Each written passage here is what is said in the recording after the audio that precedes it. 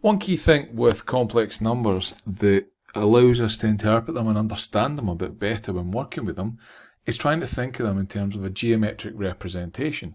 How can we get a more visual look at these complex numbers and allow us to get a better idea and understanding of what they mean? Well, one way that this was thought of comes from the 18th century. It originally comes from two mathematicians, one called Casper Wessel, who was from Norway, and one called Jean Robert Argand from Switzerland. They came up with a geometric representation of a given complex number of the form z equals x plus iy. What they did was they represented this complex number on a complex plane, where the x-axis, they referred to that as being the real axis, and the y-axis was referred to as being the imaginary axis. And what they did was they used these to represent the parts of the complex number. Now they represented this as the point P of xy, so given by this sort of format here. So they could take any complex number and plot it in a plane in a similar sort of fashion here. You'll notice that this bit here is where the point P is plotted on this plane. These diagrams had a special name. They were called Argand diagrams, and you see them quite frequently when we're working with complex numbers. Now, it's a great way to look at it. Lovely, I've got a wee set of axes, I've got a plane, and I've got a point plotted on it. But a key thing to then think about is, well, what's the point? What does it allow me to do, and what doors does it open up when working with complex numbers? Well, using this, what we're actually able to do is write the complex number in a different format. If we imagine we've got our plane set up this way, and what I've done here is I've allowed a position vector r to represent the vector from the origin out to my point P here, and I've essentially set up a small right-angled triangle where the distance along in the real axis is given by the x, so the real part of the complex number, and the distance vertically is represented y, but the imaginary part of our complex number. What this allows me to do is calculate a couple of different properties which I can then use to write the complex number in a slightly different manner. One thing it allows me to do is calculate r, so calculate the length of the vector itself. And from this I can say that r is equal to the square root of x squared plus y squared. Just thinking of it in terms of a right-angled triangle using Pythagoras' theorem. This here has a special name. This is what's called the modulus of z.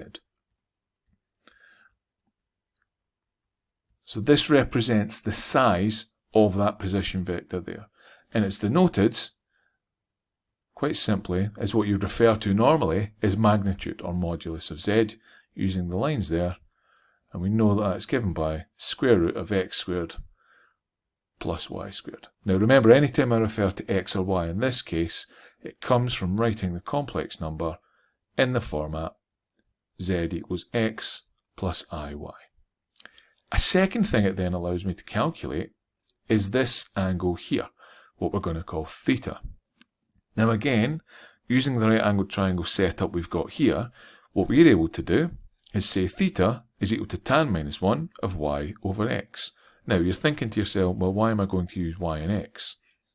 Well, if we use y and x here, we know them from the start. We know them from the off straight away when we're given the point, so we're going to use them when calculating this angle theta here. The other two variations will come into play later, so the cos and the sine, we'll save them for a little bit. So this theta here, the angle, is given by tan minus 1 of y over x. This here is what's called the argument. And that's quite simply noted as arg of z. And that gives me the answer here. So theta is tan minus 1 of y over x. Now a couple of key things here to notice. First is that your answers for the argument can occur anywhere between theta equals plus or minus 2n pi. And from this one, we get the n as being any integer value that we can then use to get a set of points. Now one thing you'll notice here is what I've done is I've written that theta has to be between negative pi and pi. What this means is that any solution for theta that we get between negative pi and pi, what that's called is that is the principal argument. Now, when we're doing our work here with polar form initially, that is what we're going to use. However, when you're solving de Moivre's theorem and you're starting to apply polar form to much bigger scenarios and multiple thetas, you will get more than one solution, and you have to remember that you can get the solutions using this sort of format. But to begin with, what we're going to do is we're going to focus on this part here, bringing it back into the range of negative pi to pi and getting what's called the principal argument. Now, I mentioned as well about using the cos and the sine. Well, if we were to take this triangle and look at thinking about how we can calculate a relationship for x and a relationship for y, what we're able to see is that x is equal to r cos theta and y is equal to r sine theta. So we've got something for x and y written in terms of those trig functions cos and sine that we can calculate from this. What I can then do is go back to my z equals x plus iy, substitute those in and rewrite it. So we can rewrite a complex number in this sort of format here. Z equals r bracket cos I plus I sine theta. This here is your polar form. So this is how we would write any complex number in polar form if we're asked to do that for parts of our calculations. Now, a key thing to note is when you're working these through, when you calculate theta and you substitute theta into the equation for polar form, if you were to then calculate it through, you should actually get back to the original complex number. So they are equal to each other, it's just a slightly different format of writing it and a different thing that we can use to manipulate for calculations. Let me show you an example of what I mean.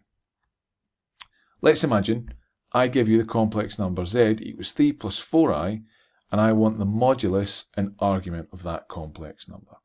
So the first thing it asks for is the modulus. Now, one thing you need to make sure you note and you're able to do is identify which is the x and which is the y. So the x is the real part of my complex number, and the y is the integer value associated with my imaginary part of the complex number.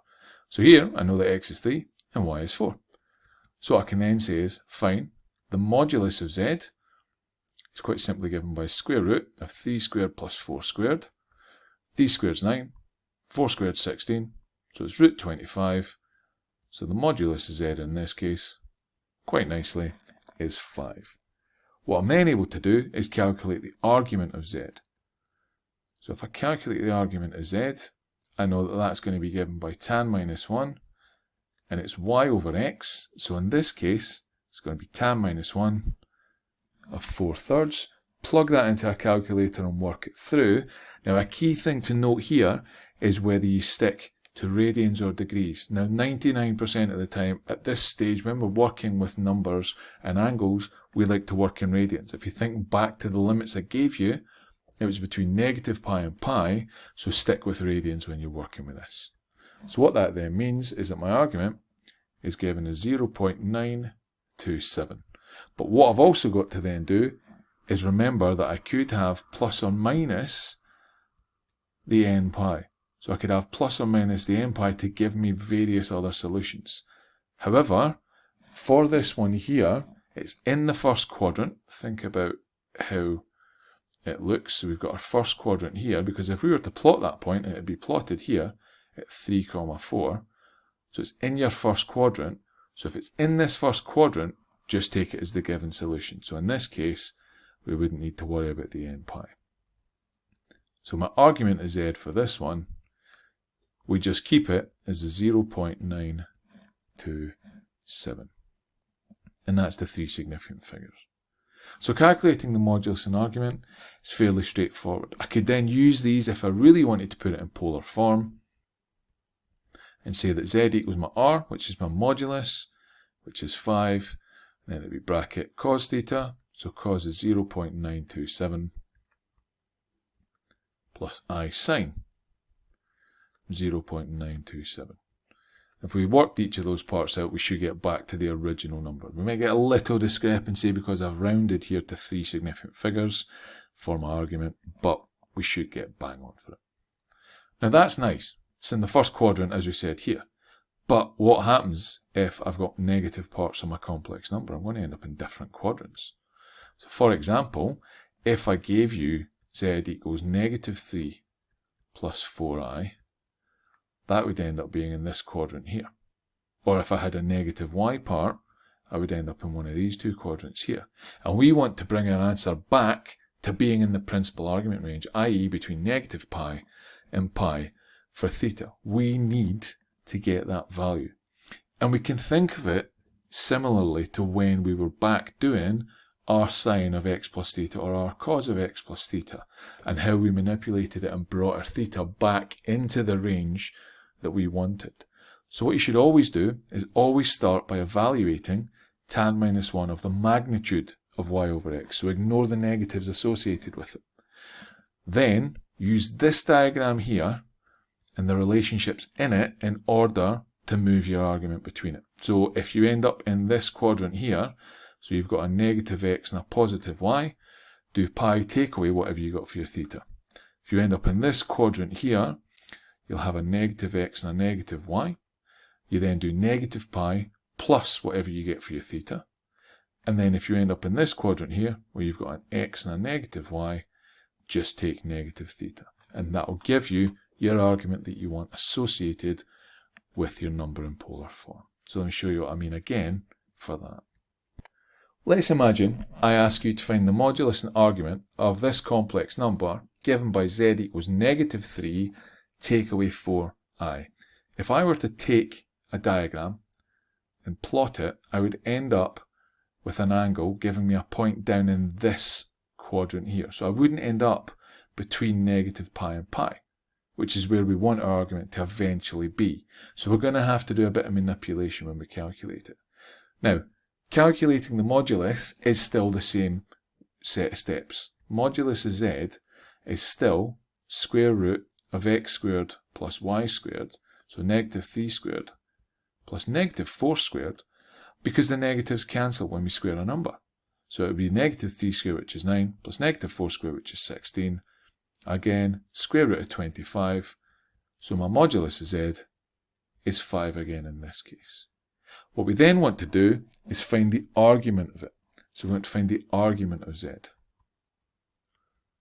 So again, what we do is we take tan minus 1 of the magnitude of y over x. So tan minus 1 of 4 over 3.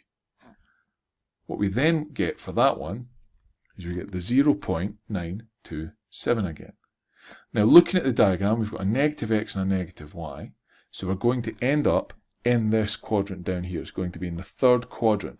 So what that means is we want to do negative pi plus theta. So negative pi plus this angle here, and what that will do is that will give me my answer that I want in the quadrant that I need. And if I were to do that, negative pi plus the 0.927, what I'd end up getting is that my argument of z is equal to negative 2.21. Again, we're going to go to 3 significant figures for this one. And you'll notice that this is within the range negative pi to pi. Negative pi is negative 3.14, so it's in that range that we want. So we always want the principal argument for this calculation here, and we always have to bring it back. And remember, to do that, think of the diagram from the previous slide. Think of the diagram where we had it set up when we knew what quadrant it was in. If it was in the first quadrant here, it was theta. Second quadrant here, we do pi take away theta. Third quadrant here, negative pi plus theta. And then this quadrant here, negative theta. And that will give me the argument within the range that I want. Bear that in mind when working with these. We have to make sure we're able to do this every single step of the way, and every time when we're working with complex numbers and start to take them into polar form and thinking of them in Argand diagrams.